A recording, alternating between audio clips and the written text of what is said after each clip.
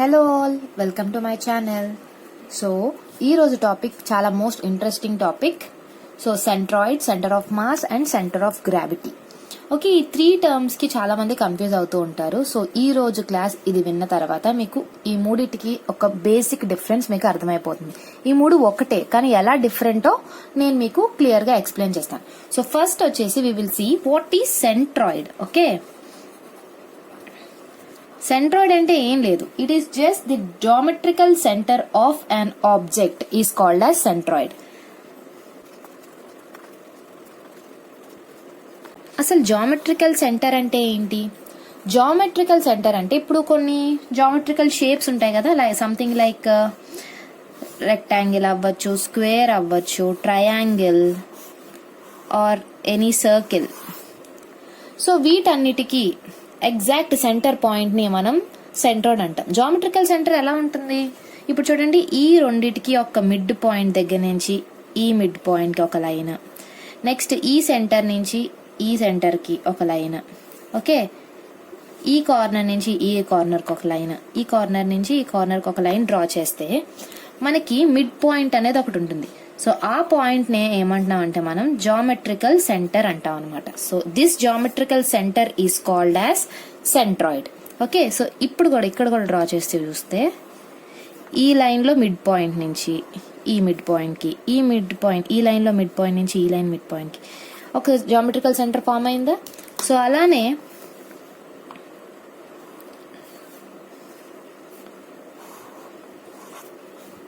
చూస్తారా, అక్కడ ఒక జామెట్రికల్ సెంటర్. ఇక్కడ ఏదో ఒక డయాగ్నల్ తీసుకోండి, any diagonal, any line will pass through some centre, that is called as centroid అనమాట. సో సెంట్రాయిడ్ అంటే అందరికీ క్లియర్ గా అర్థమైంది కదా, it is nothing but the geometrical centre of an object is called as centroid. Okay, next coming to centre of mass.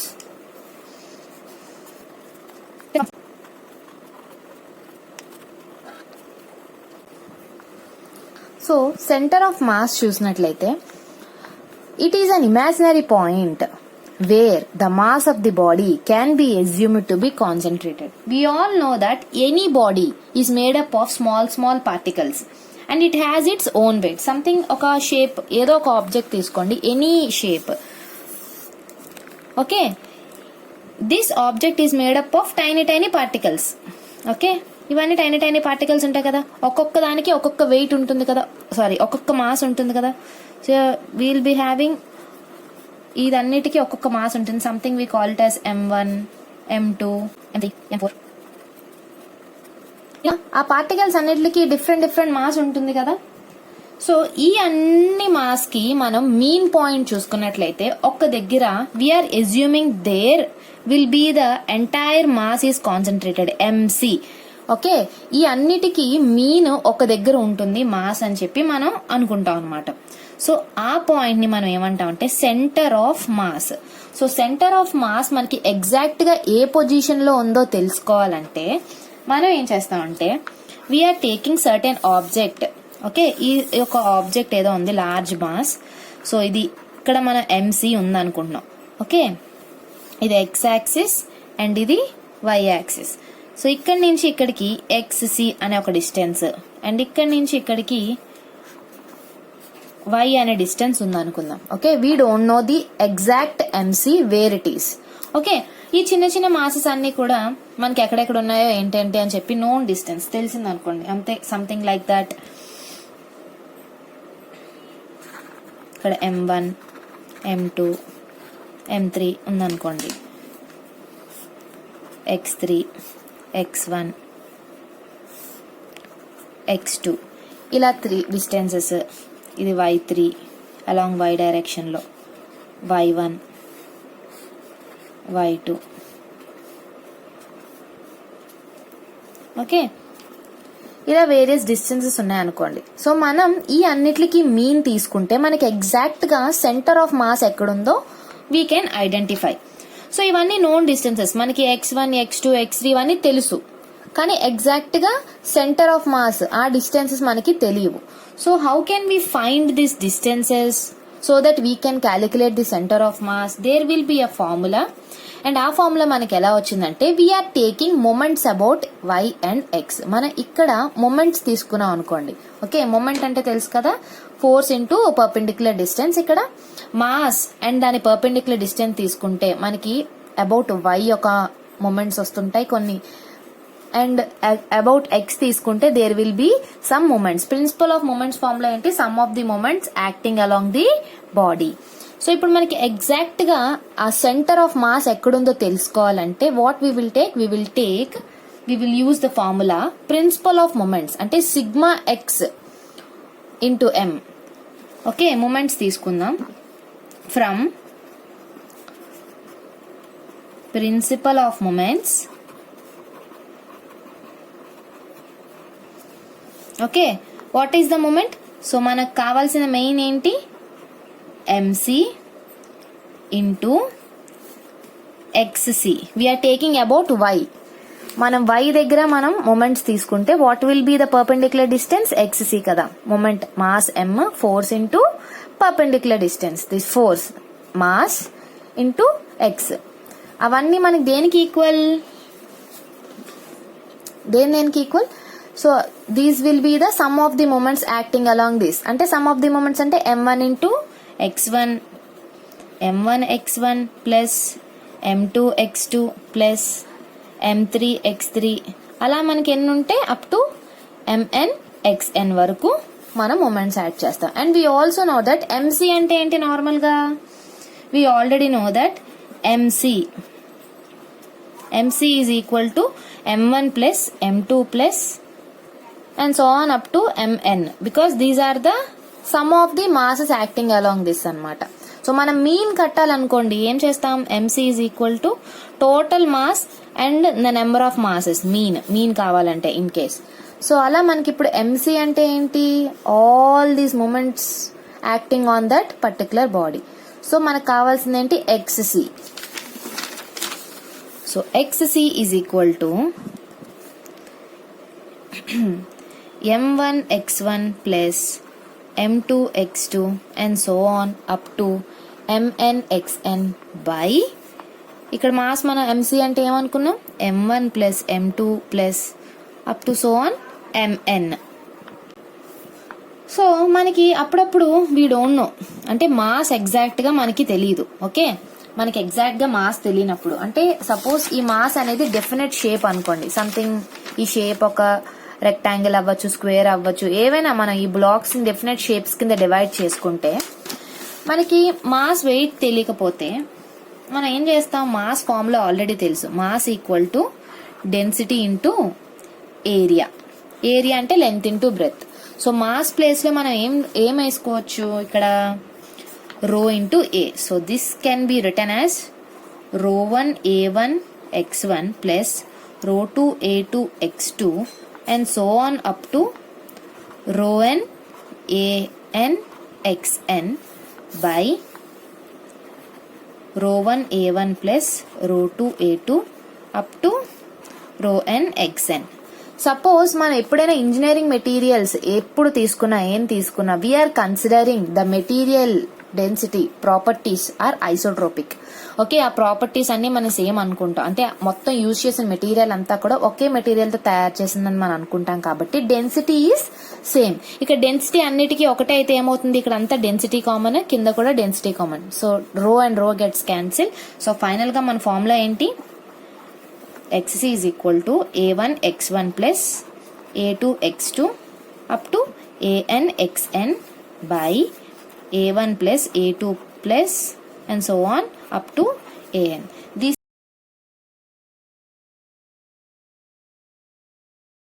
ఎప్పుడు మనకి centroid and centre of mass same when the density is constant. ఓకేనా, so centroid and center of mass is same when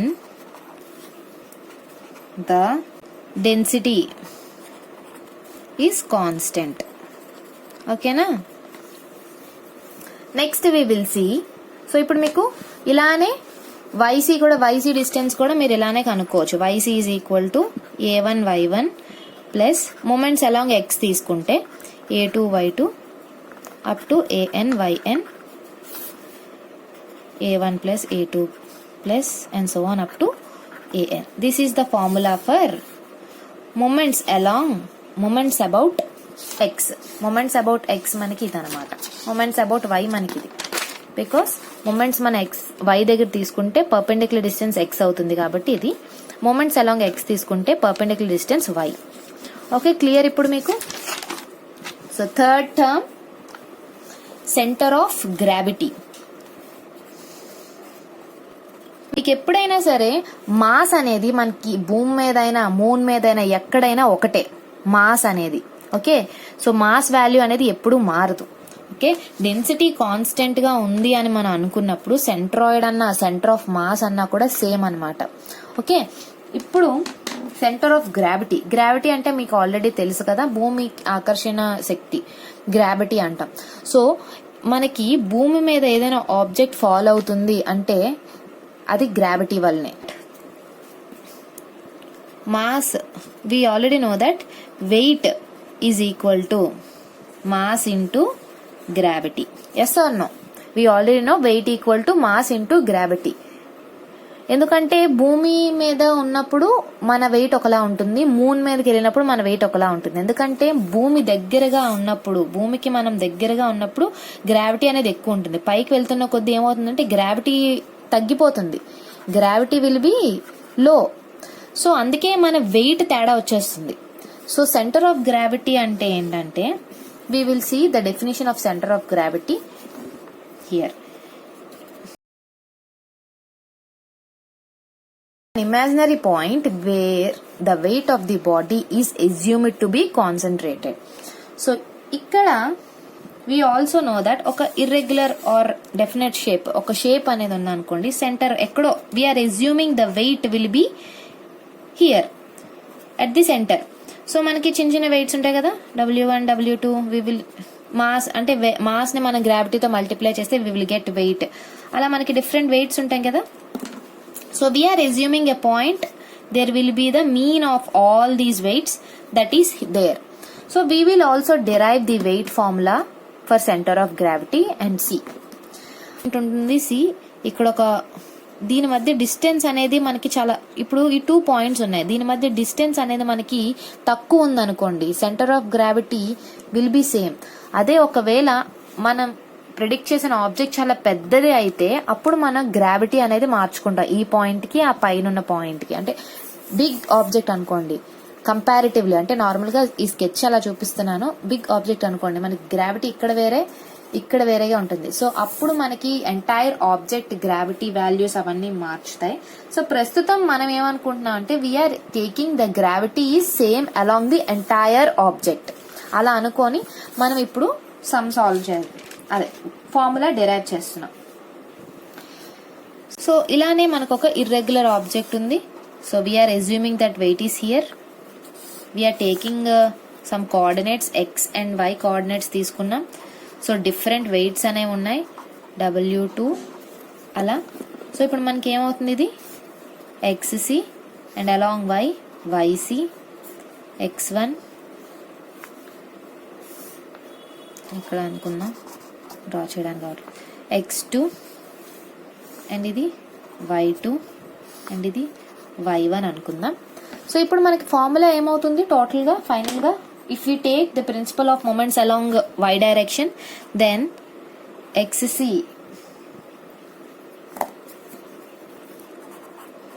moments తీసుకుంటే ఏమవుతుంది మనకి w1 x1 plus w2 x2 up to wn xn.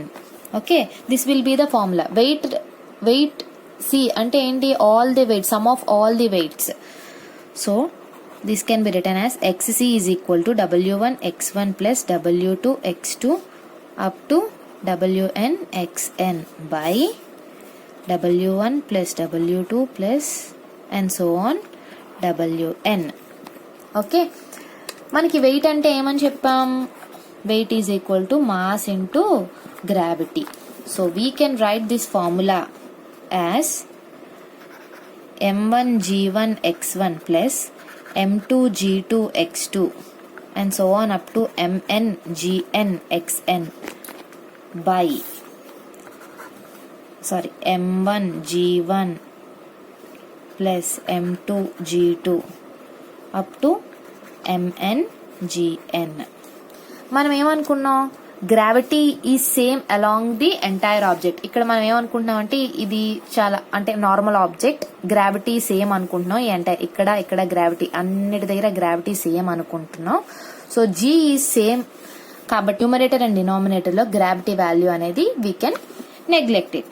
అప్పుడు ఏమవుతుంది formula m1 x1 plus m2 x2 up to mn xn by m1 plus m2 up to mn that is equal to xc. అంటే ఇప్పుడు చూడండి, the formula for center of mass and centre of gravity is same. అంటే మనకి centroid, centre of mass, centre of gravity మూడు ఒకటే.